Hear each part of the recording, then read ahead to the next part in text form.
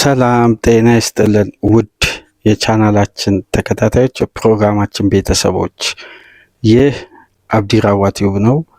ፕሮግራማችንን ላይክ በማድረግ እንድትጀምሩ፣ ላይክ ስታደርጉ የዚህም ፕሮግራም ተደራሽነት ተደማጭነት ከፍ ስለሚያደርግ ላይክ እያደረጋችሁ እንድታደምጡን በአክብሮት እየጋበዝን፣ አዲስ ከሆናችሁ ደግሞ ሰብስክራይብ በማድረግ የደወል ምልክቷን በመጫን ለቻናላችን ቤተሰብ እንድትሆኑ የምንለቃቸውን ፕሮግራሞች በጊዜውና በሰዓቱ እንዲደርሳችሁ የደወል ምልክቷን እየተጫናችሁ ሰብስክራይብ እንድታደርጉ፣ እንዲሁም ይህንን ፕሮግራም ከሀገር ውጭ የምታደምጡ የቻናላችን ተከታታዮች ድጋፋችሁን በሱፐር ስቲከር፣ ሱፐር ቻት፣ ሱፐር ታንክስ ለቻናላችን እንድታበረክቱ የአክብሮት ግብዣችን ነው። የመጨረሻው ክፍል ሶስተኛው ፕሮግራማችን ትኩረት የሚያደርገው ከወደ ጣሊያን የተጓዘው የእንግሊዙ ሌላኛው ተወካይ የለንደኑ ክለብ ቼልሲ በአዲሱ አሰልጣኝ በሊያም ሮሲኒር እየሰለጠነ የቀድሞ አሰልጣኙን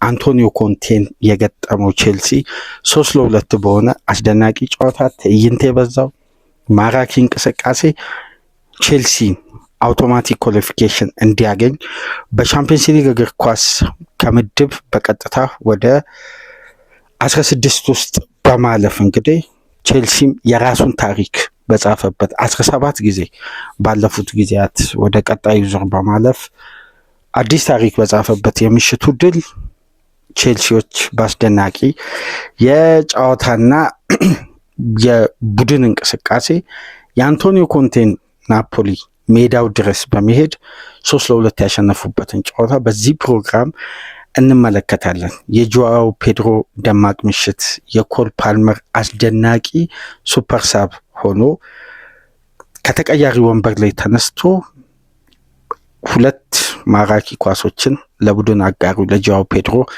አመቻችቶ ባቀበለበት የምሽቱ ጨዋታ ቼልሲ በወጣት ተጫዋቾች ጣሊያን ናፖሊ ላይ ደመቅ ያለ ድል አስመዝግቦ ተመልሷል። ከምሽቱ ጨዋታዎቹ በአጠቃላይ መጀመሪያም ተለቅ ያለ ትኩረት ያገኘው ይሄ የኔፕልሱ ፍልሚያ በሮሲኒር ልጆች 3-2 አሸናፊነት ተጠናቋል። ኤንዞ ፈርናንዴዝ 19ኛ ደቂቃ ላይ የተገኘችውን ፍጹም ቅጣት ምት በማስቆጠር ቼልሲን ቀዳሚ ማድረግ ችሎ ነበር። ቬይጋራ 33ኛ ደቂቃ ላይ በግሩም የእግር ስራ የቼልሲ ተከላካዮችን ቀንሶ አቻ አደረገ። የማንቸስተር ዩናይትድ ንብረት የሆነው በናፖሊ የውሰት ቆይታ እያደረገ የሚገኘው ሮስሙስ ሆይሉንድ በግሩም ሁኔታ እረፍት ሊወጡ በተቃረቡበት ደቂቃዎች ላይ 43ኛ ደቂቃ ለናፖሊ ያስቆጠሩ ናፖሊ ከመመራት በሜዳው መሪ ሆነ።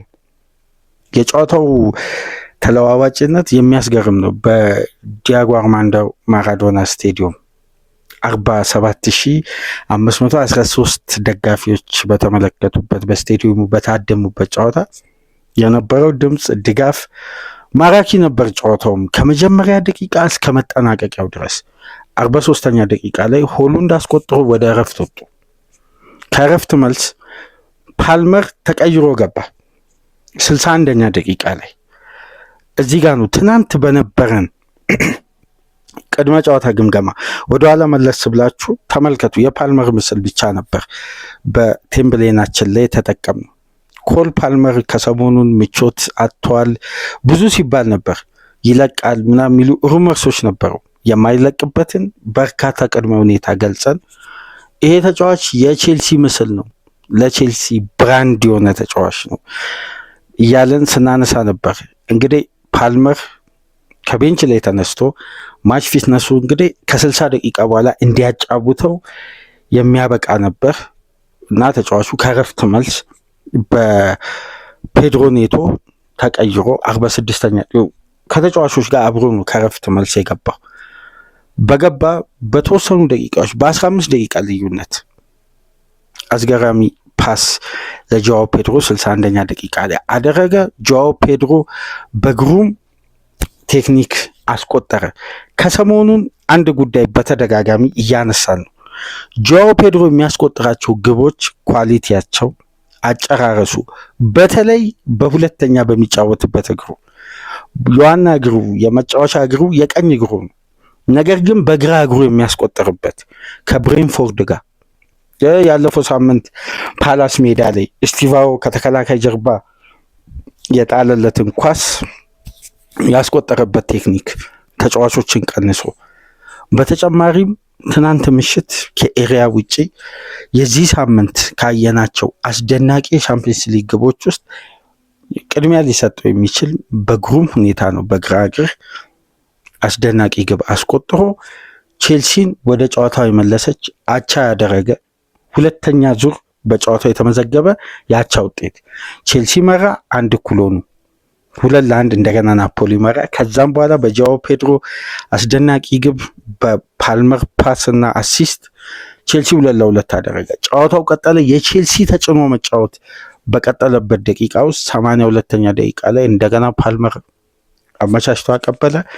ጃኦ ፔድሮ የማሸነፊያዋን ግብ በግሩም አጨራረስ አስቆጥሮ ቼልሲ ኔፕልስ ላይ መምራት አቻ መሆን መመራት እንደገና ጨዋታውን ቀይሮ አቻ ከዛ መርቶ ማሸነፍ የሊያም ሮሲኒር አልሸነፍ ባይነት ታጋይነት የወጣት ተጫዋቾች ተጽዕኖ ፍላጎት ተነሳሽነት በጨዋታውም የተሻለው ቡድን የነበረው ቼልሲ በሙከራ ጥራትም እድሎችንም በመፍጠር በማጥቃቱ በኩል የተዋጣለት ቡድን 3 ነጥብ ከአስደናቂ ድልና ከ3 ግቦች ጋር ታጅቦ ቼልሲ በዩኤፋ ሻምፒየንስ ሊግ 6ኛ ደረጃን ይዞ በ16 ነጥብ አውቶማቲክ ኳሊፊኬሽን አግኝቶ እንግዲህ ወደ 16 ውስጥ በአስገራሚ ሁኔታ ነው ያለፈው። ይህን ጨዋታ በተመለከተ እስቲ በዚህ ፕሮግራም እንወያይበታለን።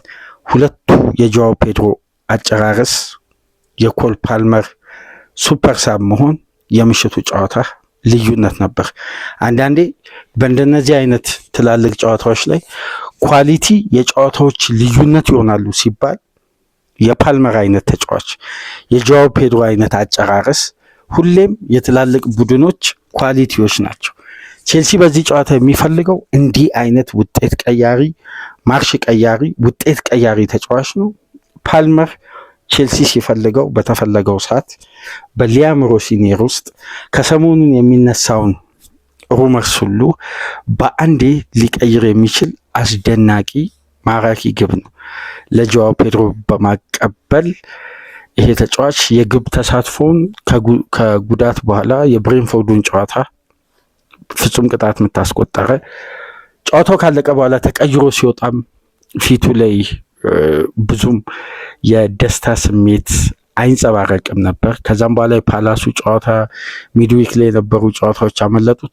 አሁን ደግሞ ወደ ሜዳ ሲመለስ በግሩም ቴክኒክ የግብ ተሳትፎም በ2 አሲስት ኔፕልስ ላይ ደማቅ የቼልሲን ድል አስመዝግበው የሊያም ሮሲኒር ወጣት ተጫዋቾች እንግዲህ በልዩነት ደማቅ ምሽት ማሳለፍ ችሏል። ይህን ጨዋታ እስቲ በተመለከተ በዚህ ፕሮግራም ሰፋ ያለ ደቂቃ ቆይታ እናደርጋለን። በተጨማሪም ከዚህ ፕሮግራም ቀደም ብሎ የአርሴናሉን ድል በተመለከተ እንዲሁም የሊቨርፑልን የምሽቱን ግማሽ ደርዘን ግብ ካርባክ ላይ ያስቆጠሩትን ድረ ጨዋታ ፕሮግራሞችን ወደ እናንተ አድርሰናል።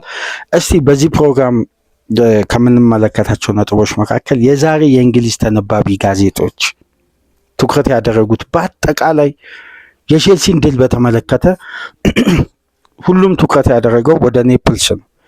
ምክንያቱም በምሽቱ ጨዋታ በተጋጣሚው ጥንካሬና ጥራት ከመዘንን የምሽቱ ፈታኙ ጨዋታ የነበረው ይሄ የኔፕልስ ፊልሚያ ነው።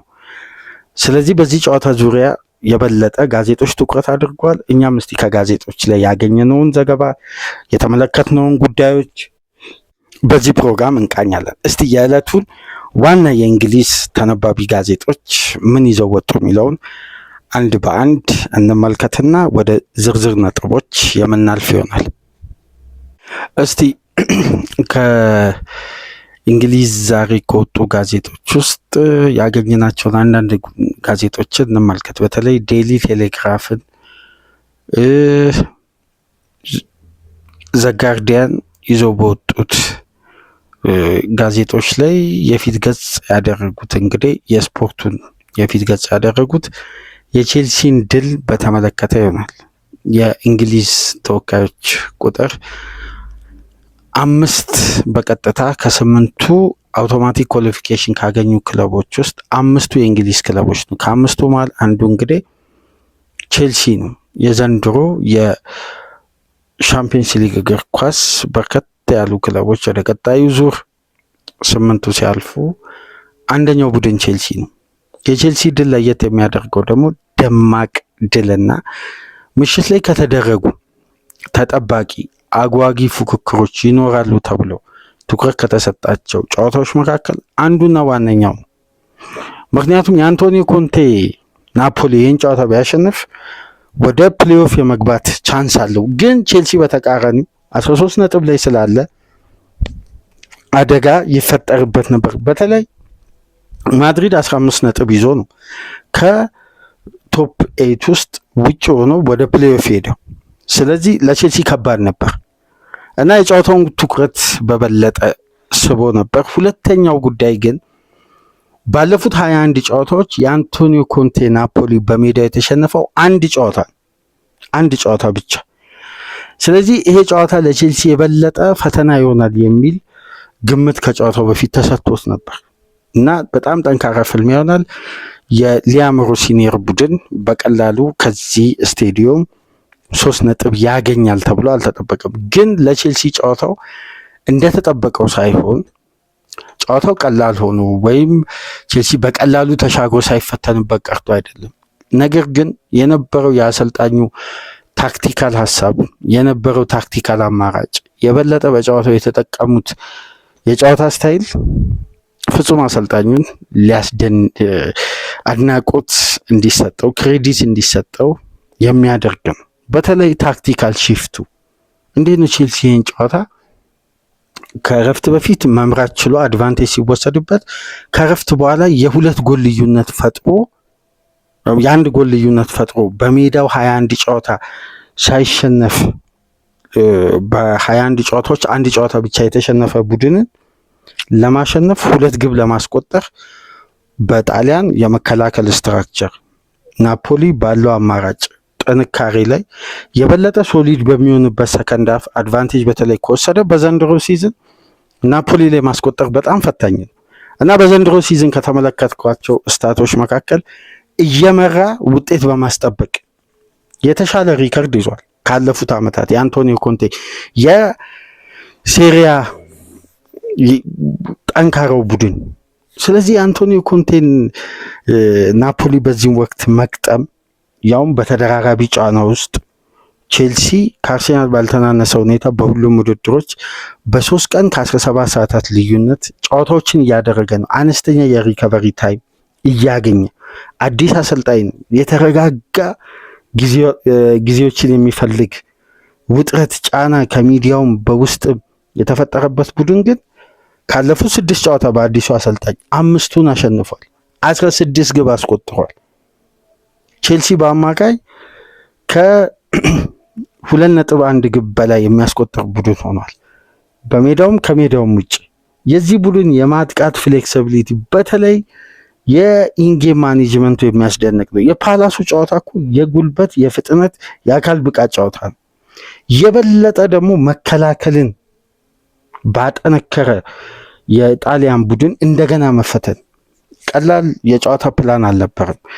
በዚህ ጨዋታ የተመለከት ነው የሊያም ሮሲኒየር ቡድን መጀመሪያ ጨዋታውን ከናስተላለፉ እስቲ እንመልከት። በተለይ በወረቀት ደረጃ 4-2-3-1 የሚመስል ነገር ግን በአጨዋወት ቅርጽ እንደ ናፖሊ ጌም ኮንትሮል ወይም እንደ ናፖሊ የጨዋታ እንቅስቃሴ ተለዋዋጭ በሆነ 3-box-3 እንዲሁም 3-3-2-2 ፎርሜሽንም እየተቀያየረ በ3-box-3 በነዚህ ብቻ የኋላ መስመር ተከላካዮችን በ3 በተናጥል በመተው መሀሉን የበለጠ ፕረስ ለማድረግ የታቀደ ስትራክቸር ነበር። ምክንያቱም ሪስ ጀምስ ሴንተር ባክ በመሆን ነው የተሰለፈው። ነገር ግን አጫወቱ ወደ 3 ይቀየርና ማሎጉስቶ ኢንቨርትድ ፉል ባክ ሆኖ ወደ አንድሪው ሳንቶስ እና ወደ ካሴዶ የአማካይ ክፍል ላይ ይገባል። ሪሽ ጀምስ ወደ ቀኙ የሜዳ ክፍል ያሰፋል። 3 ይሆናሉ ከኋላ አማካዩ 3 ይሆናል። ከዛን 2 ኤንዞ ፈርናንዴዝ እና ስቲቫኦ፣ ፔድሮ ኔቶ እና ጆዋው ፔድሮ። በዚህ የፕሬሲንግ ስታይል እና በተለይ ሴንተር ፎርዋርድ የአማካይ ክፍሉ ላይ ኦቨርሎድ ለመፍጠር ነበር የሊያም ሮሲኒር ፕላን። ምክንያቱም የናፖሊ አጫወት በባክስሪ ሲስተም ነው። ስለዚህ አማካዩ ላይ ቦክስ የሚሰራ ከሆነ በቁጥር ይበልጣል። ነገር ግን አንቶኒዮ ኮንቴ ታክቲሽያን ስለሆነ ዊንጉ ላይ አተኮረ። ስለዚህ የሊያም ሮሲኒር ቡድን ላይ የተቆጠሩትን ግቦች ከተመለከታችሁ ከክንፍ ላይ የተነሱ ኳሶች ናቸው። ማይነስ የተደረገውም አጥቂውም ከረፍት ሊወጡ ሲሉ ቪጋራ ያስቆጠራትንም ግብ ከተመለከታችሁ ከክንፍ ላይ ፓስ የተደረገ ኳስ ነው። ሁለቱንም ኳስ ደግሞ መነሻ የሆነው ከማቲያስ ኦሊቬራ ከዊንግ ባኩ። ስለዚህ ኦቨርላፕ ይሄ የተፈጠረው ጫና ደግሞ ማሎ ጉስቶ ኢንቨርት ያደረገበት ፖዚሽን ቀኙን የሜዳ ክፍል። ይህን እንግዲህ ታክቲካሊ በደንብ የተረዱት ሊያም ሮሲኒር ከረፍት ቡድኑ ሲገባ የመጀመሪያው ጉዳይ የቦክሱን ሲስተም ወደ ክሬቲቪቲ ለመቀየር ኔቶን በመቀነስ ኢስቲቫውን አንድ ስቴፕ ወደፊት በማስጠጋት ፓልመርን ነበር በኢስቲቫው ፖዚሽን ላይ ያስገብተው የደብል ፒቮቱን እንቅስቃሴ የበለጠ አጠንክረው ጀመሩ። ነገር ግን በቁጥር ባላንስ ያለመሆን እንቅስቃሴ ይስተዋል ነበር። ትልቁ ለውጥ በግሌ የተመለከትኩት ጂሚ ጊተንስንና ቻላባን ወደ ሜዳ ቀይረው ከዛም በኋላ አንድሪው ሳንቶስንና ማሎ ጉስቶን የቀየሩበት ደቂቃ የጨዋታው ትልቁ ሞመንት ነው ብዬ ነው ማስበው። ይሄን ለውጥ እንዳደረጉ ፓልመር ያቺ የሚታወቅበት ፖዚሽን ላይ ተደጋጋሚ ኳስ ማግኘት ጀመረ፣ ፔኔትሬት ማድረግ ጀመረ። የመጀመሪያውን ኳስ ለጆዋው ፔድሮ የአቻነቷን ግብ አመቻችቶ አቀበለ። በግሩም የግራ እግር እንቅስቃሴ ነው። ግቧ በጣም ማራኪ፣ በዚህ ሳምንት ከተመለከትነው የሻምፒየንስ ሊግ ግቦች ውስጥ በልዩነት የሚቀመጥ አስደናቂ ግብ ነው በግራ እግር። ይሄ ተጫዋች ጆዋው ፔድሮ በብሬንፎርዱ ጨዋታ በግራ እግር ከቦክስ ውስጥ አስገራሚ ግብ አስቆጠረ። ከክሪስታል ፓላስ ጋር በቴክኒክ አንድ ተጫዋች ደግሞ ጥሎ ነበር በግራ እግር ማስቆጠር የቻለው። ትናንት ምሽት ደግሞ ከኤሪያ ውጪ ለማመን የሚከብድ ያልተጠበቀ ግብ፣ ያውም ሜሪት ቁመቱ ረጅም ነው፣ በጣም ግዙፍ ነው፣ የማዳን ቴክኒኩ ይታወቃል። እዚህ ግብ ጠባቂ ላይ ነው ከኤሪያ ውጪ ማስቆጠር የቻለው። ከዛም በኋላ በቀጥታ ወደ 4-2-4 ቅርጽ ያለው የቼልሲ አሰላለፍ ተቀየረ። ቼልሲ ሜዳው ስንት አይነት ታክቲካል ሺፍት እንዳደረገ ልክ ጊተንስ በክንፍ በኩል ሲገባ አንድሪውን ቀይሮ ሲያስወጡት ወደኋላ የመለሱት ኤንዞ ፈርናንዴዝን ነበር ከሞሲ ካሴዶ ጋር ደብል ፒቮት እንዲያደርግ። ከዛም በኋላ በፍጥነት ፓልመር ወደ 10 ቁጥር ወረደ። ጊተንስ በክንፍ በኩል ኢስቲቫው በዛኛው ክንፍ ከጆዋው ፔድሮ ጀርባ ፓልመርን አደረጉ። አሁንም ፍጥነትና ጉልበት የሚፈልገውና በተለይ በዊንግ ባክ ተነጥሎ ከተከላካይ ጀርባ ከዊንግ ባኮች ጀርባ የሚደረገውን ስፔስ በፍጥነት ለመጠቀም ጋርናቾን በማስገባት ኢስቲቫውን ቀየሩ። እነዚህ ለውጦች በአጠቃላይ ሲስተማቲካል ነው። ይሄ ተጋጣሚ ላይ በአዳዲስ ኢነርጂ ኦቨርሎዶች መጨመር። ይሄ በነገራችን ላይ መጀመሪያ ይሄ አሰልጣኝ የቼልሲ የስራ ቅጥሩ እንደተፈጸመ አንድ ያነሳነው ጉዳይ አለ። በ2:45 የተለያየ ቡድን ይዞ በመቅረብ የበለጠ ቡድኑ ላይ ፍሌክሰብል መሆን ተጋጣሚ ላይ የሊያም ሮሲኒርን ፕሮግራም የሰራንበትን ሰፊውን ደቂቃ አድምጣችሁት ከሆነ አላቅም። በርካታ አድማጮች እዛ ፕሮግራም ላይ ተሳትፎ አድርጓል፣ አድምጠዋል። የኛ ኮሜንት ምናልባት በጊዜው የአሰልጣኙ ቅጥር ሲፈጸም የተለየ ነበር። ሚዲያው ለቼልሲ አይመጥንም፣ ካሪዝማቲክ አይደለም፣ የቼልሲ አይነት ገናና ክለብ የሚቀጥሩ አይነት አሰልጣኝ አይደለም የሚል ትችት ነው እያንጸባረቀ የነበረው። ግን ታክቲካሊ ሜዳ ውስጥ የዚህ አሰልጣኝ አቅም ጨዋታን የመቀየር የጨዋታን ፕላን ቡድኑም ያዘጋጅበት መንገድ፣ ተለዋዋጭ ቡድን ባህሪ በተለይ 2:45ቶች ተለዋዋጭ መሆናቸው ፈርስት ሃፍ እና ሰከንድ ሃፍ የተለያየ ቅርጽ ነው። ይሄን እንደውም እኛ በምሳሌነት የኡናይ ኤምሪ ቡድንን ይመስላል ብለን ከኡናይ ኤምሪ ቡድን ጋር ስናነጻጽር ነበር። ለምን የመጀመሪያ 45 ዶሚኔት የሚያደርግ አድቫንቴጅ የሚወሰድ ግን አብዛኛው ደቂቃ የተጋጣሚን ሪትም ማንበብ ነው። አሁን ለምሳሌ የአርሴናሉን ጨዋታ ተመልከቱ። ሰከንድ ሃፍ እንዴት ነው ቼልሲ አርሴናል ላይ ያን ያክል ብልጫ ወሰደው? የተለያዩ ጨዋታዎች ላይ ፓላስ ላይ በተደጋጋሚ በተለይ ፈርስት ሃፍ ከፍተኛ አድቫንቴጅ ካልተወሰደ የግብ ልዩነት ሰከንድ ሃፍ ቼልሲ መቆጣጠር ይከብዳል። አሰልጣኙ የሚሰጡት ታክቲካል ፍሌክሲቢሊቲ ማለት ነው። አሁን ደግሞ እዚህ ቡድን ውስጥ የሚያገኙት ምርት የሚያገኙት የተጫዋችና ይሄ ጨዋታን ለመቀየር የሚጠቀሙት ቱል ደግሞ የወጣት ኢነርጂ ነው። ሜዳ ውስጥ በየትኛውም ደቂቃ ውጤት ለመቀየር አዳዲስ ፍላጎቶችን ወደ ሜዳ ቀይሮ የሚያስገቡት።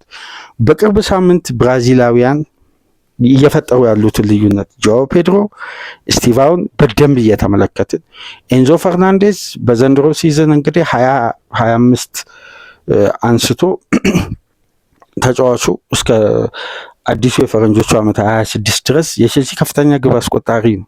በርካታ ግቦችን እያስቆጠረ ነው። ወደ ግብ የተመለሰበት መንገድ አማካይ ክፍሉ ለሁለቱ የክንፍ ተጫዋቾች የሚሰጠው ሽፋንና በተለይ እንደ ተጋጣሚው አይነት ቼልሲ ዊንጉን ሲጠቀም የበለጠ ማጥቃቱ አማራጩ ሰፊ ይሆናል። ወደ ተጋጣሚ ቦክስ አጥብቦ ነው የሚጫወተው። አማካይ ክፍሉ ላይ ደግሞ ጫና ሲፈጥር ደግሞ እንደ ናፖሊ ጨዋታ መሀል ለመሀል የበለጠ ኦቨርሎድ እየፈጠረ ይሄ የባክስሪ ሲስተምን በአንድ ለአንድ ዞናል ማርኪንግ የበለጠ ቡድኑ ላይ ጫና እየፈጠረ ማጥቃትን ነው። በዚህ እንቅስቃሴ በተጫዋችም ለውጥ ውጤታማ የነበሩት ሊያም ሮሲኒየር እንግዲህ በግሩም የጨዋታ ሁለተኛ 45 ታክቲክ የበላይነት ወስደው ነው በኤክስፒሪየንስ በዚህ ውድድር ባላቸው ተሳትፎ ከጁቬ፣ ከኢንተር ሚላን፣ ከቼልሲ አንስቶ እስከ ናፖሊ ድረስ በርከት ያለ ልምድ ያላቸውን አንቶኒዮ ኮንቴን ይሄ አሰልጣኝ ደግሞ የቻምፒየንስ ሊግ ኤክስፒሪየንስ የሚባል የለውም በተጫዋችነት ዘመኑ በአሰልጣኝነት ዘመኑ። ስለዚህ ቀላል የሚባል ጨዋታ አልነበረም እና የጣሊያኑን ሻምፒዮን እንግዲህ ከውድድሩ ውጪ በማድረግ ወደ 16 ውስጥ ድራማዊ ወይ እግር ኳሳዊ ክስተት ሳይሆን የጨዋታ የበላይነትና የታየ አስደናቂ እንቅስቃሴ የተሞላበት የቼልሲ ብልጫ ነው። ሁለተኛው 45 በበለጠ ቼልሲ የተሻለ ቡድን ሆኖ በዚህ ጨዋታ ታክቲካሊም ቴክኒካሊም ተሽሎ 3 ነጥብ ይገባው ነበር። ይህን 3 ነጥብ ማግኘት ችሏል። በጨዋታውም ቼልሲ 54 በመቶ የኳስ ቁጥጥር ብልጫ ነበረው።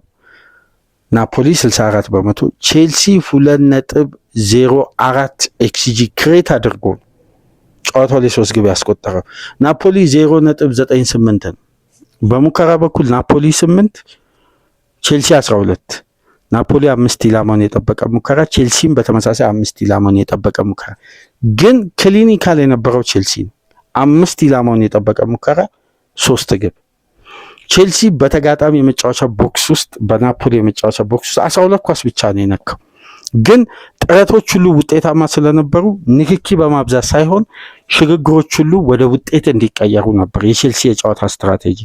ናፖሊ 23 ኳስ ነክቶ እንግዲህ በሙከራ በኩል ቼልሲ ከሙከራቸው ኢላማቸውን የጠበቁ ሙከራዎች 3ቱ በግብ ጠባቂ ሲመለሱ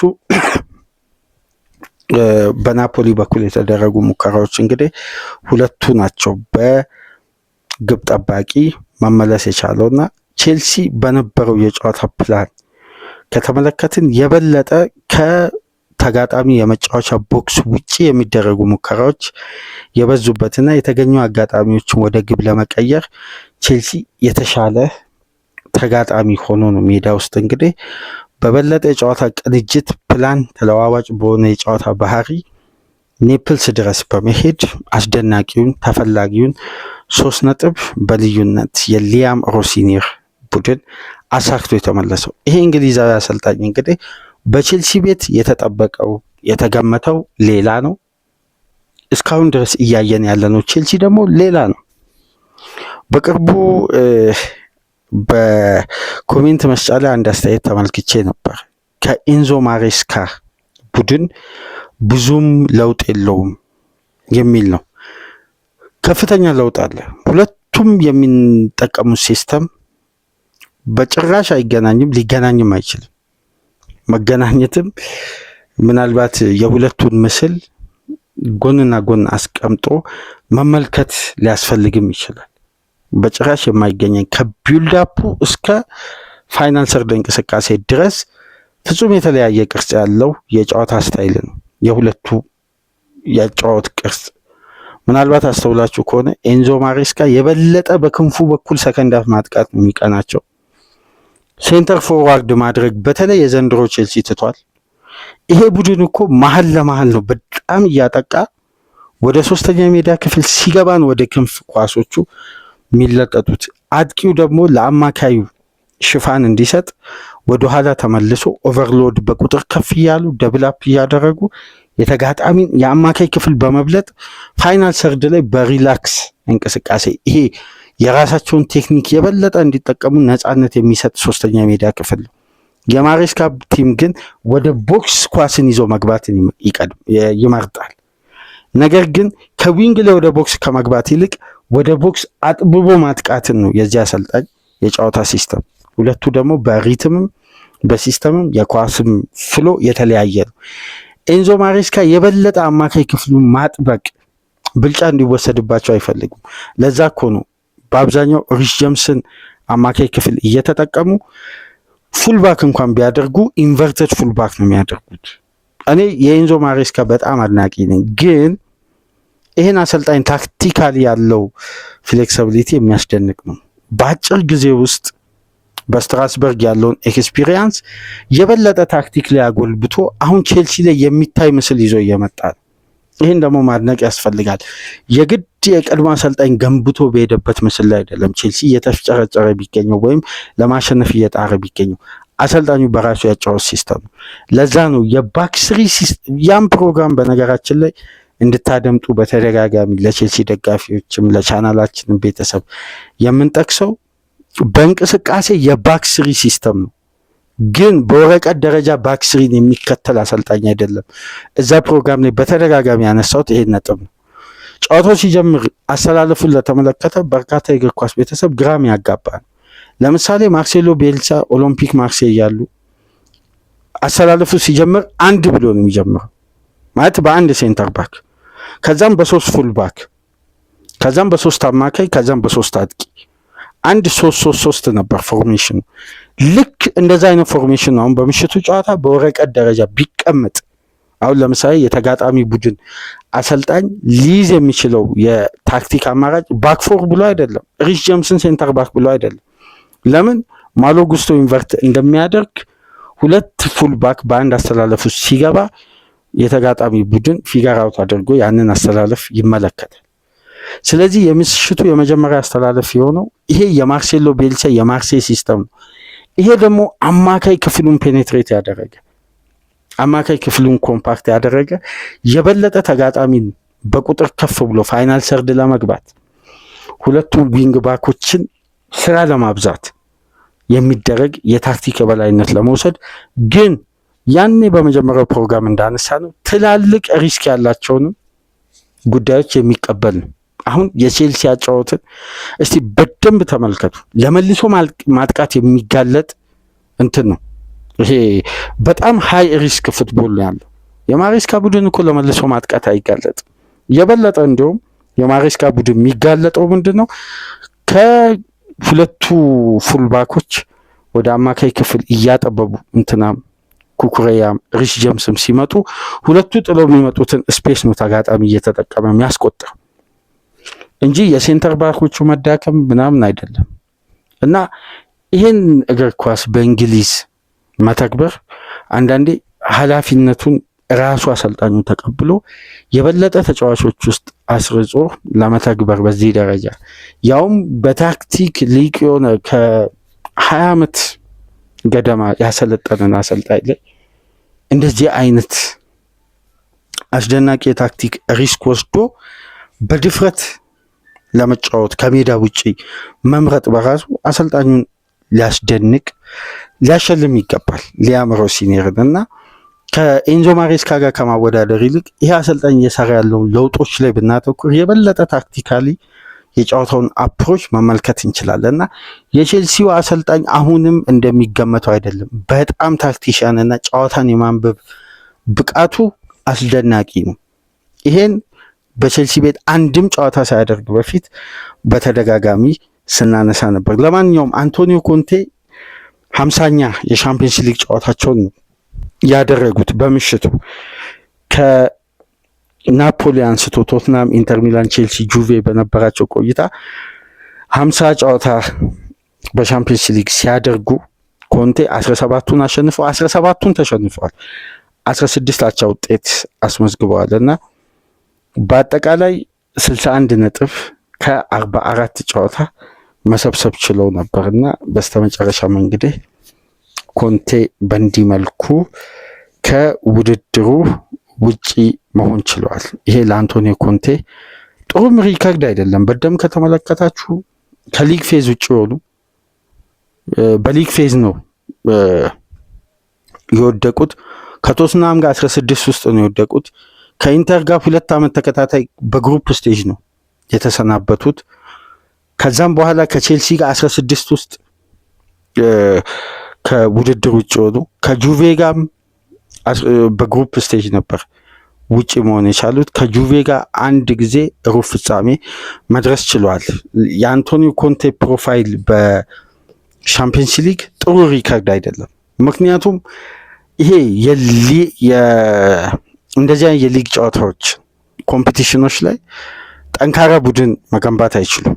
የእሳቸው ቡድን ለቀጣይነት ያለው ለሲዝን ነው፣ ከጨዋታ ጨዋታ እያደገ የሚመጣ ነው በታክቲክ። ለማንኛውም ግን የሊያም ሮሲኒየር ቼልሲ አስደናቂ ጉዞ በበለጠ በድል እየታጀበ ከጨዋታ ጨዋታ ውጤታማ እንደሆነ እንደቀጠለ ነው። የቼልሲ ደጋፊዎች ሌላ አስደናቂ ምሽት ማሳለፍ ችለዋል። ለማንኛውም በኔፕልስ ደማቅ ድል ያስመዘገበው የሊያም ሮሲኒየር ቡድን የአንቶኒዮ ኮንቴ ናፖሊ 3-2 በማሸነፍ ከውድድሩ ውጪ ማድረግ የቻለበትን ጨዋታ ነበር በእንዲህ መልኩ የተመለከትነው። ላይክ፣ ሼር፣ ሰብስክራይብ ማድረጋችሁ እንዳትረሱ። ከሀገር ውጭ የምታደምጡ በሱፐር ስቲከር፣ በሱፐር ቻት፣ በሱፐር ታንክስ ድጋፍ አድርጉ። የዕለተ ሐሙስ ፕሮግራማችን ይህን ይመስል ነበር። ሰላም ቆዩ።